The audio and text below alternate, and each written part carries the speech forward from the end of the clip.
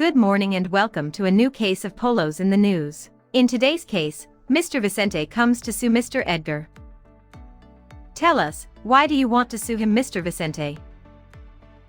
Good morning, miss. My name is Vicente Fernando. Look, I want to sue Engineer Edgar for unfair dismissal and for lifting me falsely. Miss Polo, I will be poor but not a thief. I have never stolen anything. And he dared to call me a thief and filthy. Yes, you are a thief. You stole the material of the play and you still want me to pay you? Silence please, now you will have your moment. Continue, sir. Vicente.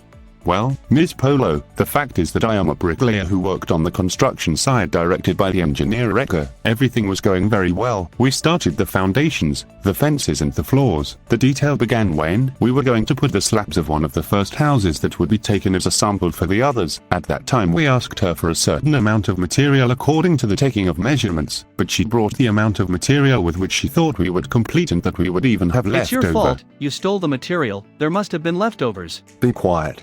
Mrs. Portlaw, I can show you that we didn't steal anything. I mean, we don't have these studies that Engineer Edgar has, but I know some things. I know how to calculate the amount of material to build a house. Do you know how Mrs. Portlaw is?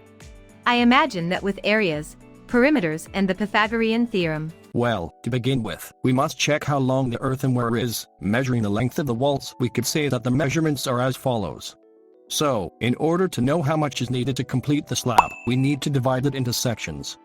Then, we calculate the measurements of each figure separately. For example, rectangle B and triangle C are half the length of rectangle A. Next, we want to know how wide rectangle B is. Therefore, we subtract the width of rectangle A, 60 mts, from the width of the side of rectangle AB, 80 mts, which gives us the result of 20 mts, which is the width of rectangle B. So, if we know what the width of rectangle B, 20 mts, measures, and now it is time to know the width of the triangle, which measures half the width of rectangle B, so the procedure is done. Width of rectangle B by 2, which gives us 10 meters wide. Now if we have all the measurements, but we are missing a measure of the triangle, for that we will use the Pythagorean theorem.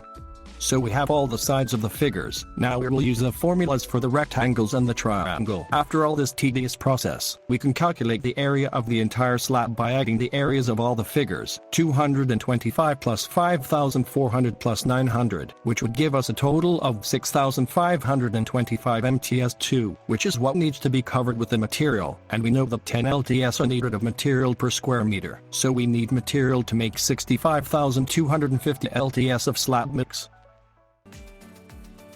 And with that I showed him that I did not steal anything from me, and rather he is the one who stole it because he only gave us material for 45,000 liters. And here I have the samples, Mrs. Polo. No, that's not true. I'm innocent. Fatality. A bit problem. Well, Mr. Vicente, in view of the new evidence, I can tell you to continue with the lawsuit. You have this case in your favor, and I have nothing left to say. Good luck. Thank you so much, Miss Polo. What a day, or not an F.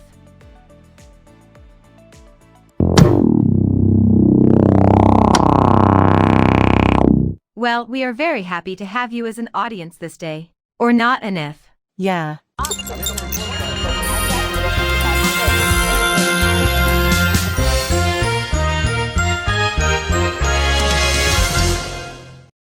I wonder how, I wonder why. Yesterday you told me about the blue, blue sky, and all that I can see is just a yellow lemon tree. I'm turning my head up and down. I'm turning, turning, turning, turning, turning around.